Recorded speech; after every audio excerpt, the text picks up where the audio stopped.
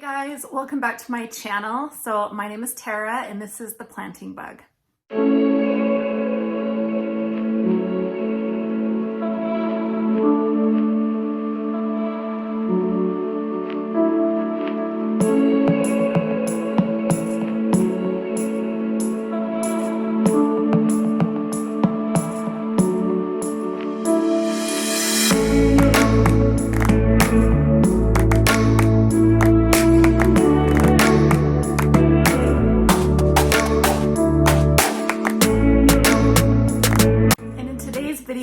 I'm going to be talking to you about a new plant that I got. This is the beautiful Calathea Zebrina. I have wanted this plant for a while and I stumbled across it at our local nursery. Okay, so I'm gonna go ahead and pull this out. I've got it like in a decorative basket right now. I'm gonna go ahead and pull it out so we can talk about it. This is a pretty big plant. I was happy to get one that was kind of well established. These plants can be a little bit of a diva from what I've understood. Calatheas in general can be a little harder to take care of, but I just think they're so beautiful and they're worth the extra work. So this is a tropical plant, like most plants are, but you can very easily grow these in your home. You just need to make sure you put them in the right environment and water them enough. So this is what I have learned so far about this plant. You want to have this in a well-lit, bright room, but you want to have it in indirect sunlight. You do not want this to be facing direct sun, so you don't want to put it like in a west-facing window that's going to be getting direct sun on it. It's not good for the leaves. These leaves are very delicate. I love how they look. The little stripes on them, the darker stripes on them. And I just think they're gorgeous. I think they look velvety. I just think they're absolutely gorgeous. But they do not want to be exposed to direct bright sunlight. So you want to make sure to have it in indirect sunlight. And then when it comes to watering, this plant likes to stay moist. It likes the soil to stay moist. So I check this plant a lot during the week. This is very similar. I care for it very similar to a Calathea Orbifolia. I just did a video on that, so you can go back. I'll put it down in my description also, but you can go back and take a look at that. They're very similar in how you care for them. So you want to make sure that you're watering this once the soil feels dry. So I stick my finger in the soil and I just make sure that it's moist. As soon as I feel, you stick your finger in about 1 to 2 inches, and which I did right now. It feels a little bit moist, but this is going to probably need another watering and maybe a day. So I would say I water this easily once a week, if not twice a week. But you do not want to overwater it. If you have soggy soil or this plant is sitting at the bottom of the pot, it's got a bunch of water that has accumulated down at the bottom, that is really, really bad and will cause root rot. So like I said, she's a bit of a diva.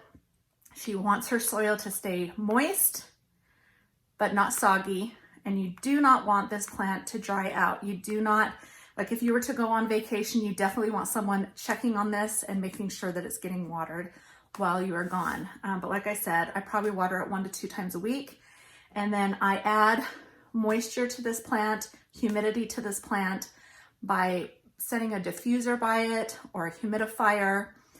You can also do a rock tray to add humidity, and I also place little containers of water around my plants, which I'll show a video here. So quickly here, showing you the little jars that I put just around my plants. As you can see, these jars, the tops of them are open, and then there is just water sitting in there, and I just kind of place them throughout the shelves that my plants sit on, and that water just kind of evaporates into the air and into the plants and helps with humidity. And that just adds a little bit more moisture in the air in your house and also to the plants. Calatheas are also very sensitive to tap water, so you do not just want to take this to your sink and water it at your sink, because the minerals that are in tap water are not good for this plant. So you want to use distilled water, or even better, if you can use rainwater, do that. Or like I will fill up my water containers and let them sit for a day or two. And that kind of, the minerals evaporate out of that. And then I use that, you know, a day or two after I've let the water sit out. So I do also water my plants that way. So far it is working. But honestly, if you can get your hands on rainwater, that is awesome for this plant. Also, when it comes to adding humidity to this plant, you can place it next to other tropical similar plants to it. They really help each other out when they're next to each other. Plants thrive next to other plants. So I definitely have this around another, or many of my other house plants. Other Calatheas are next to it, and it seems to be doing really well with that. After you bring really any plant home, but especially Calatheas, you want to keep them in their nursery pots. You want them to get acclimated to your home. So you would never want to just buy a plant and then just repot it right away. You really want to give it some time to get used to the environment of your home. And then just give it some time. You usually want to focus on repotting your plants in the growing months, so summer, spring, summertime months. But honestly, it's okay to replant, you know, any plant, or repot any plant when you see that your roots are getting root bound and stuff like that. You can go ahead and repot really any time of the year. But if you focus on the growing season, summertime, springtime, that is best. And like I said, really give it a few months to acclimate to your house and get used to living in its new environment. This is the pot that I bought this in. It's just the nursery pot. I really truly love growing my plants in just the nursery pots and then finding a cute basket to put it in. I just really love the draining holes that are in the nursery pots. So really, you don't need to replant them in a fancy pot if you don't want to, but if you choose to, make sure the pot has well draining holes.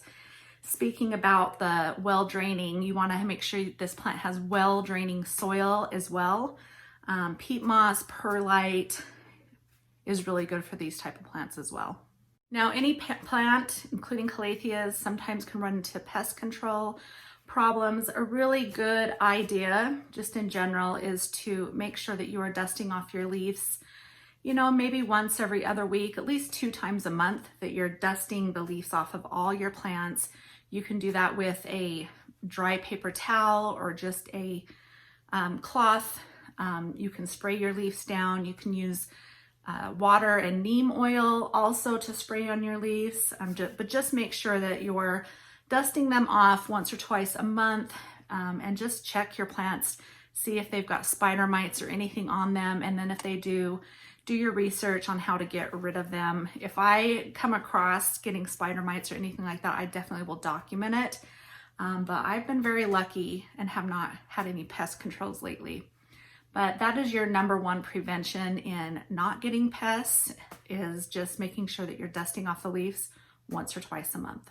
So temperature, when it comes to this type of plant, and really any of my tropical plants, 60 to 80 degrees is the temperature they like being in. You probably do not want to have this plant sit directly in front of a window in the winter months because it will get cold and it won't like that.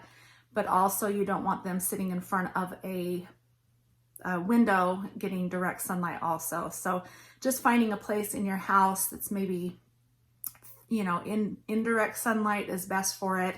60 to 80 degrees temperature is best. Then when it comes to spraying these plants, it's not best to spray them at nighttime. You never want the moisture to be sitting on the leaves in the nighttime hours.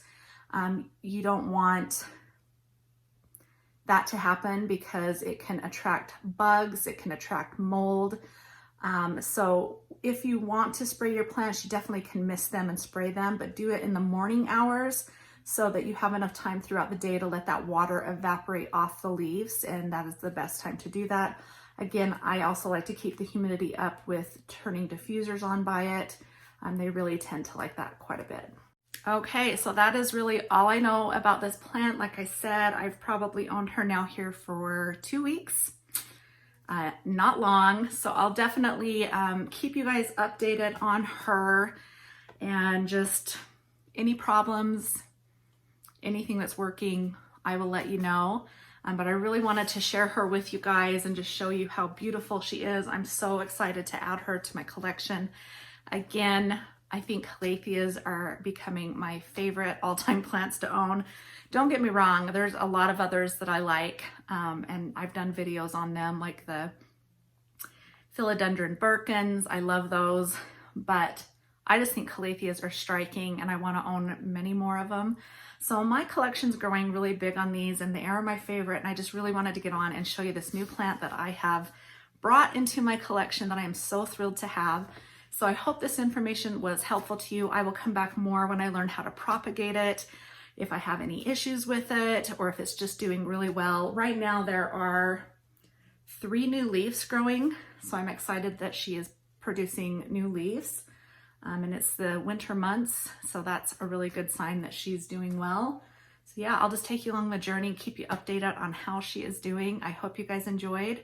If you did, remember to give me a thumbs up. And if you are new here, I'd love to have you stick around and subscribe, become part of my plant family. So hit that red subscription button down below, turn on the notification bell so you're notified each and every time I upload.